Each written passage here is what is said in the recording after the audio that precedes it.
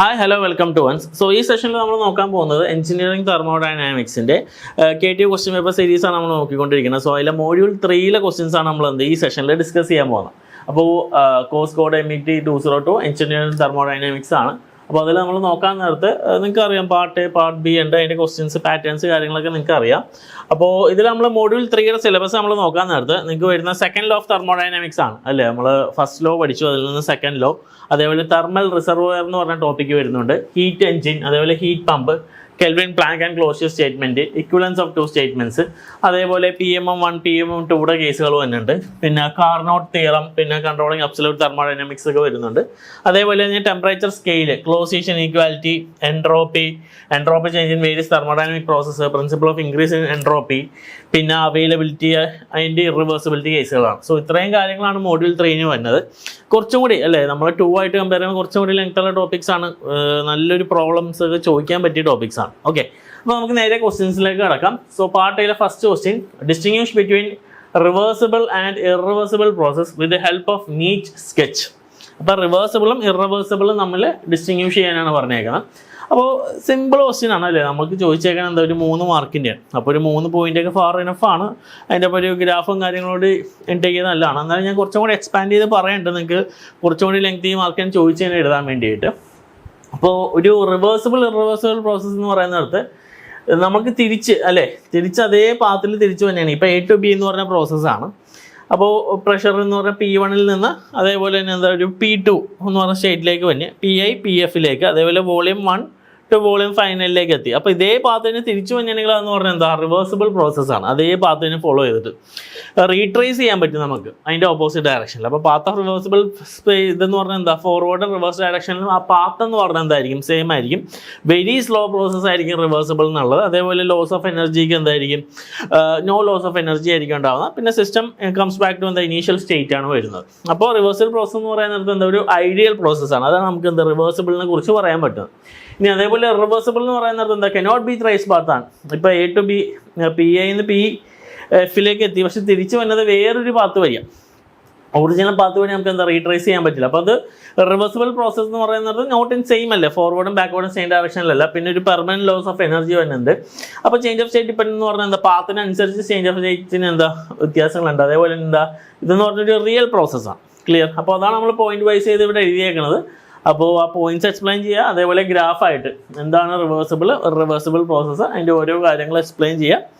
ഇങ്ങനെ ഒരു ഗ്രാഫിക്കലി അല്ലെ നമ്മളൊരു ഡിസ്റ്റിങ്വിഷ് അല്ലെ ഡിഫറൻഷ്യേറ്റ് എന്ന് പറയുന്നിടത്ത് 2 ടേബിൾ വരച്ച് എഴുതാനാണ് കുറച്ചും കൂടി നല്ലതല്ലേ.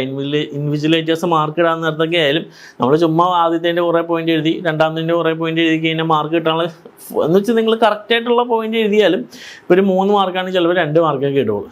മേ ബി ഒരു 3ലേക്ക് തന്നെ നിങ്ങൾക്ക് കിട്ടണമെങ്കിൽ ഇങ്ങനെ ടേബിൾ വരച്ച് എഴുതാനാണെന്ത് കുറച്ചും കൂടി ബെറ്റർ. ഓക്കെ, സോ അതിൻ്റെ പോയിന്റ്സ് ആണ് ഞാൻ അതാണ് അവിടെ നിന്ന് എക്സ്പ്ലെയിൻ ചെയ്തത്. അപ്പോൾ ആ പോയിന്റ്സ് വെച്ച് എന്താ എഴുതുക. Okay, moving on, define a PMM2, why is it impossible. അപ്പോൾ പെർപെച്വൽ മോഷൻ അല്ലേ മെഷീൻ്റെ പെർപെച്വൽ മോഷൻ മെഷീൻ സെക്കൻഡ് കൈൻഡാണ് PMM2 പറഞ്ഞേക്കുന്നത്. അപ്പോൾ ഇതെന്ന് പറഞ്ഞാൽ എന്തൊരു ഫിക്സേഷൻ മെഷീനാണ്. അപ്പോൾ നമ്മളിവിടെ ഒരു ഫിഗർ കാണുമ്പോൾ നിങ്ങൾക്ക് അറിയാം, നല്ലൊരു റിസർവോയർ ഉണ്ട് T1, അതിൽ നിന്ന് ഹീറ്റ് Q1 വരുന്നു, അത് ഫുള്ളായിട്ട് എന്താ വർക്കിലേക്ക് കൺവേർട്ട് ചെയ്യുക. അപ്പോൾ ഇതെന്ന് പറയുന്നത് ഒരു ഫിക്സേഷൻ മെഷീനാണ്. നെറ്റ് വർക്ക് എന്താ കംപ്ലീറ്റ് ആയിട്ട് ഒരു സിംഗിൾ റിസർവോയർ വെച്ച് തന്നെ എന്താ ഹീറ്റ് എക്സ്ചേഞ്ച് ചെയ്തിട്ട് എന്താ ക്രിയേറ്റ് ചെയ്യാനാണ് എന്ത് PMM2 എന്ന് പറഞ്ഞത്, പെർപെച്വൽ മോഷൻ മെഷീൻ 2 എന്ന് പറയുന്നത് സെക്കൻഡ് കൈൻഡിൻ്റെ. അപ്പോൾ ഇതെന്ന് പറഞ്ഞ ഒരു കെൽവിൻസ് പ്ലാങ്ക് സ്റ്റേറ്റ്മെൻറ്റ് എന്താ വയലേറ്റ് ചെയ്യണം. അപ്പോൾ ഇത് വയലേറ്റ് സെക്കൻഡ് ലോ അല്ലേ, കെൽവിൻസ് പ്ലാങ്ക് സ്റ്റേറ്റ്മെൻറ്റ് എന്ന് പറയുന്നത് എന്താ സെക്കൻഡ് ലോ ആണ്. അപ്പോൾ violate second law of thermodynamics. അതുകൊണ്ട് തന്നെ എന്താ ഇതെന്ന് പറഞ്ഞൊരു ഹൈപ്പോത്തറ്റിക്കൽ മെഷീനാണ് അല്ലേ. ഒരു സിംഗിൾ റിസർവോയർ നെറ്റായിട്ട് അത് വർക്കിലേക്ക് കൺവേർട്ട് ചെയ്യണമെന്ന് പറഞ്ഞാൽ എന്താ ഇമ്പോസിബിൾ ആയിട്ടുള്ള കേസാണ്. അപ്പോൾ ഇതെന്ന് പറഞ്ഞാൽ ഒരു ഹൈപ്പോത്തറ്റിക്കൽ ആയിട്ടുള്ള മെഷീനാണ്. അപ്പോൾ അതാണ് ആ 2 ക്വസ്റ്റ്യൻ വേണ്ടത്.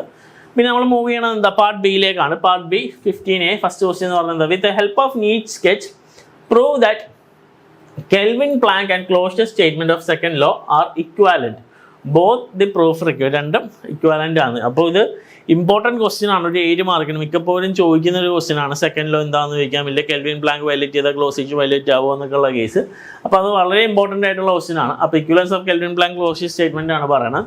അപ്പോൾ ഈ ഒരു കേസ് നോക്കുമ്പോൾ കെൽവിൻ പ്ലാങ്ക് വലിയ ക്ലോസിംഗ് സ്റ്റേറ്റ്മെന്റ് എന്ന് പറഞ്ഞാൽ എന്താ എൻറ്റയർലി ഇക്വലന്റ് ആണ്. ഇക്വലൻസ് ഡെമോൺസ്ട്രേറ്റ് ചെയ്യണമെന്ന് പറഞ്ഞാൽ എന്താ ഒന്നിന്റെ വയലേഷൻ മറ്റേതിന്റെ വയലേഷന് കാരണമാവും. Violation of Kelvin Planck leads to violation of Clausius, ഇല്ല violation of Clausius lead to Kelvin Planck, ആ രീതിയിൽ നമ്മൾ പറയണം. അപ്പോൾ ഈ ഒരു ഫിഗർ നോക്കാൻ നേരത്തെ എന്താ ക്ലോഷീസ് വയലേറ്റർ എന്ന് പറയുന്നത് ഒരു പമ്പിങ് അല്ലേ, ഒരു റിസർവർ ഉണ്ട് T1, അവിടെ നിന്ന് Q1 ഹീറ്റ് ഈ ഒരു ഇതിലേക്ക് എത്തുന്നത്. ക്ലോഷീസ് വയലേറ്റർ എന്ന് പറഞ്ഞാൽ നമ്മൾ മാർക്ക് ചെയ്തെന്ന് മാത്രമേ ഉള്ളൂ. അതെന്ന് പറഞ്ഞാൽ എന്താ Q2 ഇതുവഴി മേലിലേക്ക് നമ്മൾക്ക് എത്തുന്നത് ഒരു ലോ ടെമ്പറേച്ചർ റിസർവർ. അപ്പോൾ ഒരു വർക്ക് ഇല്ലാണ്ട് തന്നെ അല്ലേ, ഒരു റിസർവർ T1 എന്ന് പറഞ്ഞൊരു ലോ ടെമ്പറേച്ചർ റിസർവർ ആണ്. 2ലേക്ക് നമുക്ക് ലോയിൽ നിന്ന് ഹൈയിലേക്ക് പോകണമെങ്കിൽ ഒരു റിസർവർ എന്താ ഒരു ആഡ് ഓൺ ആയിട്ട് ഒരു വർക്ക് കൊടുക്കണം. ലോ ടെമ്പറേച്ചർ റിസർവറിൽ നിന്ന് ഹൈ ടെമ്പറേച്ചർ റിസർവറിലേക്ക് ഹീറ്റിനെ ട്രാൻസ്ഫർ ചെയ്യണമെങ്കിൽ എക്സ്റ്റേണൽ ആയിട്ട് നമ്മൾ എന്താ ഒരു വർക്ക് കൊടുക്കണം. അപ്പോൾ ഇവിടെ നോക്കിയേ, pumping Q1 amount of heat from a low temperature reservoir T1 to a high temperature reservoir T2. മേളിലേക്ക് എന്താ ഒരു ഹൈ ടെമ്പറേച്ചർ റിസർവറിലേക്ക് പമ്പ് ചെയ്യാണ് without aid of any external. അതെന്ന് പറഞ്ഞാൽ എന്താ ഒരു ഇമ്പോസിബിൾ ആയിട്ടുള്ള അറേഞ്ച്മെന്റ് ആണ്. അപ്പോൾ ഈ കേസ് നമ്മൾ നോക്കുന്നത് ഈ ഒരു അറേഞ്ച്മെന്റ് എന്ന് പറയുന്നത് എന്താ ഒരു കെൽവിൻ പ്ലാങ്ക് സ്റ്റേറ്റ്മെന്റ് എന്ന് പറഞ്ഞാൽ എന്താ വയലേറ്റ് ചെയ്യാനാണ് അല്ലേ. നമ്മൾ തൊട്ട് മുമ്പ് ആ ഒരു PMM2 കേസ് ചെയ്ത പോലെ ഇനി അതേപോലെ എന്താ ഒരു ഹീറ്റ് എഞ്ചിൻ ഓപ്പറേറ്റ് ചെയ്യാനാണ് സെയിം റിസർവർ T2 T1 ആയിട്ടുള്ള സെയിം റിസർവറിൽ ഒരു ഹീറ്റ് എഞ്ചിൻ വർക്ക് ചെയ്യാനാണ്. സോ ഇവിടെ നമ്മൾ എന്താ T1 നിന്ന് ഇങ്ങോട്ടേക്ക് ട്രാൻസ്ഫർ ചെയ്ത അതേ Q2 എന്ന് പറഞ്ഞാൽ എന്താ അപ്പുറത്തേക്ക് എന്താ കൊടുക്കുക. അപ്പോൾ സെയിം തിങ് തന്നെ Q2 heat input T2 converts part of heat into work എന്താ റിജക്റ്റ് എന്താ Q3 വരെയായിട്ട് എന്താ തിരിച്ച് T1 റിസർവറിലേക്ക് റിജക്ട് ചെയ്യണം. അപ്പോൾ it can be supply directly to heat engine അല്ലേ. ഇതിന് വേണമെങ്കിൽ നമുക്ക് എന്താ ഡയറക്റ്റ് ആയിട്ട് എന്താ ഇങ്ങോട്ടേക്ക് എന്താ സപ്ലൈ ചെയ്യാം. അപ്പോൾ റിസർവോയർ 2 നമുക്ക് എന്താണ് എലിമിനേറ്റ് ചെയ്യാം. ഇവിടെ ഒരു റിസർവോയർ 2 ഉണ്ടെങ്കിൽ അത് എലിമിനേറ്റ് ചെയ്ത് ഇവിടെ നിന്ന് എന്താ ഡയറക്റ്റ് ഇങ്ങോട്ടേക്ക് എന്താ സപ്ലൈ ചെയ്യാം. അപ്പോൾ ഈ കോമ്പിനേഷൻ ഈ ഫിഗർ ബിയിലുള്ള കോമ്പിനേഷൻ എന്ന് പറയുന്നത് എന്താ പ്രൊഡ്യൂസിങ് എന്താ കണ്ടിന്യൂസ് വർക്ക് വിത്ത് എന്താ സിംഗിൾ റിസർവോയർ. ഒരു സിംഗിൾ റിസർവോയർ വെച്ചിട്ട് കണ്ടിന്യൂസ് ആയിട്ട് എന്താണ് വർക്ക് ഉണ്ടാവുന്ന പോലെ തന്നെയാണ് അല്ലേ.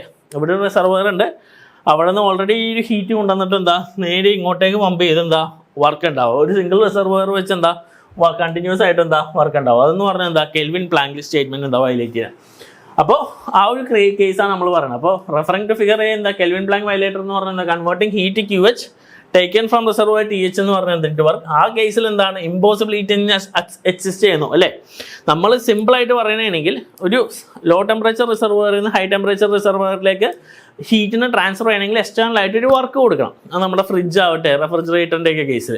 അപ്പോൾ അവിടെ ഒരു വയലേഷൻ ഉണ്ട്. അതേപോലെ തന്നെ ഒരു സിംഗിൾ റിസർവറിൽ നിന്ന് എന്താ വർക്ക് ജനറേറ്റ് ചെയ്യണം, അതും എന്താ ഇമ്പോസിബിൾ ആയിട്ടുള്ള കേസാണ്. അപ്പോൾ കമ്പൈൻഡ് രണ്ടും കൂടി കമ്പൈൻ ചെയ്യുന്നത് എന്താ വയലേഷൻ ഓഫ് ക്ലോസിഷൻ എന്ന് പറഞ്ഞാൽ എന്താ violation of Kelvin Planck statement ആണ്. ഇതുപോലെ തന്നെ നേരെ തിരിച്ചും പറയാം. അപ്പോൾ നിങ്ങൾ ക്ലാസ്സിൽ എങ്ങനെയാണ് പഠിച്ച ആ രീതിയിൽ ഡിനോട്ടേഷനും കാര്യങ്ങളും കൊടുത്തിട്ടുണ്ടാവും, എക്സ്പ്ലെയിൻ ചെയ്യും. ഓക്കെ, ഇനി സെക്കൻഡ് ക്വസ്റ്റ്യൻ എന്ന് പറഞ്ഞാൽ എന്താ prove the inequality of Clausius for defining the reversibility condition for a cycle. Right also the criteria for reversible cycle, irreversible cycle and impossible cycle. അപ്പോൾ അതിൻ്റെ കേസ് നമ്മൾ നോക്കാൻ നേരത്ത്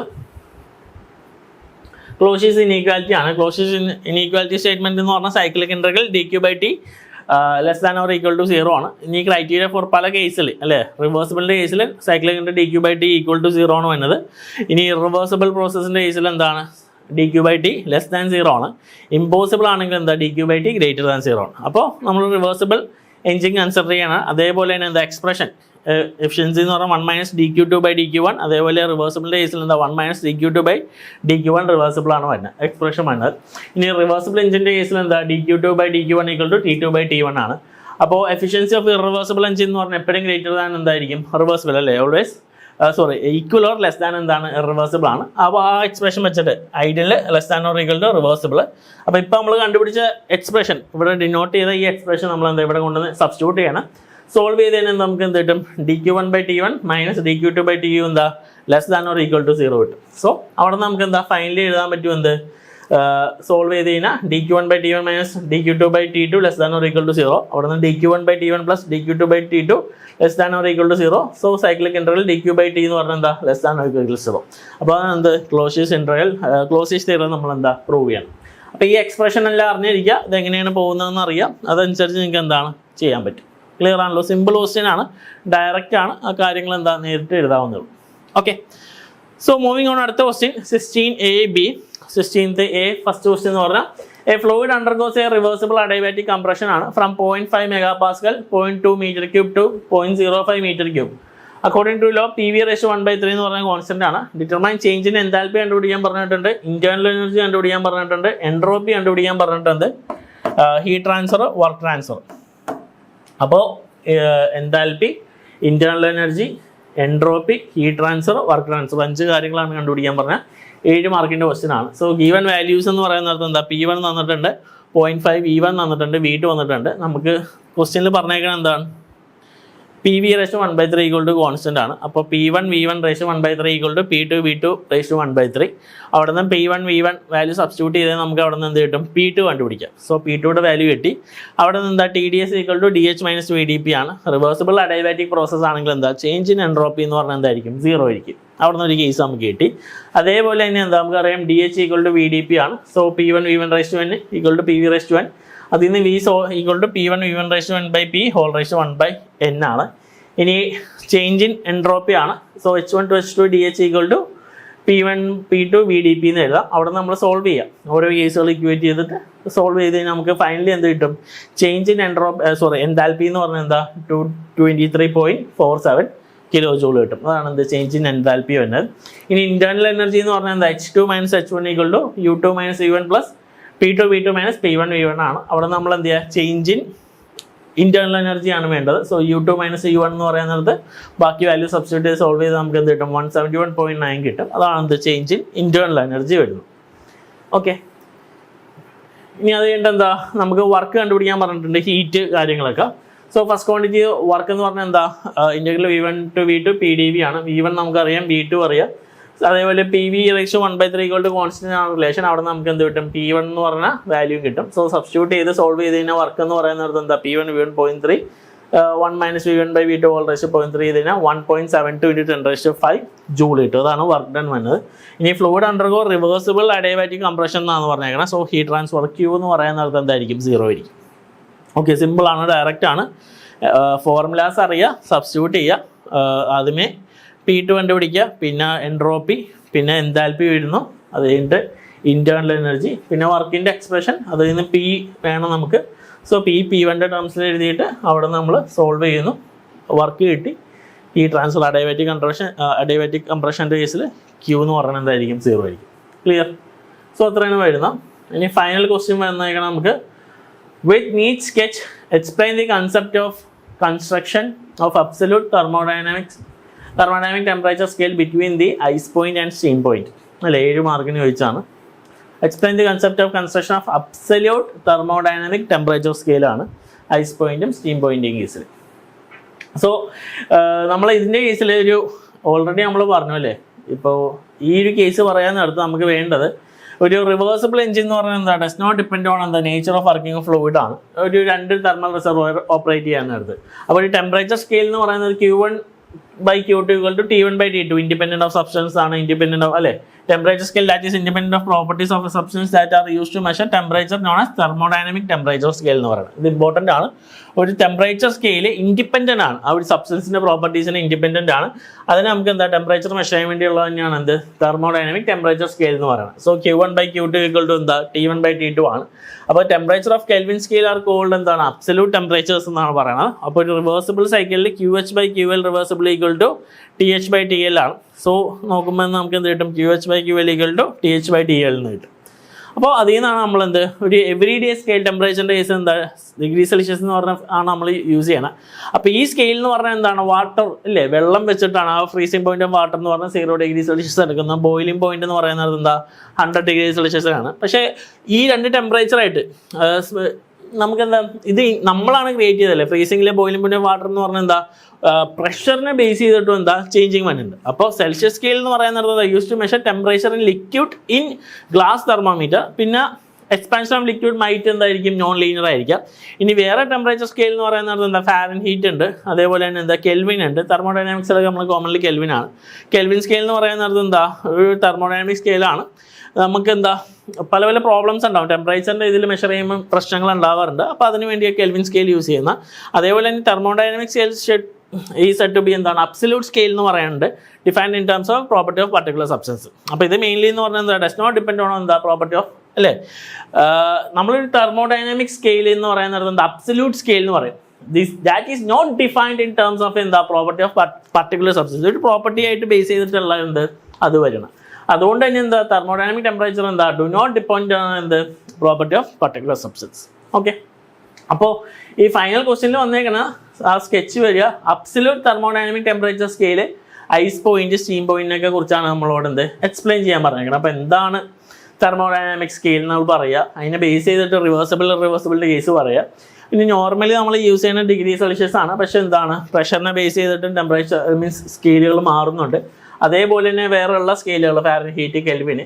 പിന്നെ എന്താ തെർമോഡൈനാമിക് സ്കെയിൽ എന്ന് പറഞ്ഞാൽ എന്താ അബ്സല്യൂട്ട് സ്കെയിൽ ആയിട്ടല്ല, മീൻസ് ഓരോ പ്രോപ്പർട്ടീസ് ബേസ് ചെയ്തിട്ട് എന്താ അല്ലേ thermodynamic scale is said to be absolute scale that is not defined in terms of എന്താ property of any particular substance ആണ്. ക്ലിയർ ആണല്ലോ? അപ്പോൾ അത് ജസ്റ്റ് എക്സ്പ്ലനേഷൻ ആണ്, മെയിൻ ആയിട്ടുള്ള പോയിന്റ്സ് കാര്യങ്ങൾ വെച്ചിട്ട് എന്താ എക്സ്പ്ലെയിൻ ചെയ്യുക. ക്ലിയർ ആണല്ലോ? സോ അത്രയാണ് എന്ത് നമുക്ക് അതിൽ വരുന്നത്. സോ മോഡ്യൂൾ 3 മെയിൻലി ഉള്ള അല്ലെ ക്വസ്റ്റ്യൻസ് എല്ലാം നമ്മൾ ഡിസ്കസ് ചെയ്ത്. തിയറി ക്വസ്റ്റ്യൻസ് ആണ് കൂടുതൽ ചോദിച്ചാൽ പ്രോബ്ലമാറ്റിക് ആകെ ഒരെണ്ണം മാത്രമേ ഉണ്ടായുള്ളൂ. ബട്ട് നിങ്ങളുടെ അപ്കമിങ് എക്സാംസിൽ എന്താ പ്രോബ്ലമാറ്റിക് ക്വസ്റ്റ്യൻസ് നമുക്ക് എക്സ്പെക്ട് ചെയ്യാം. ഇനി നമുക്ക് അടുത്ത സെഷനിൽ വീണ്ടും കാണാം. So till then thank you.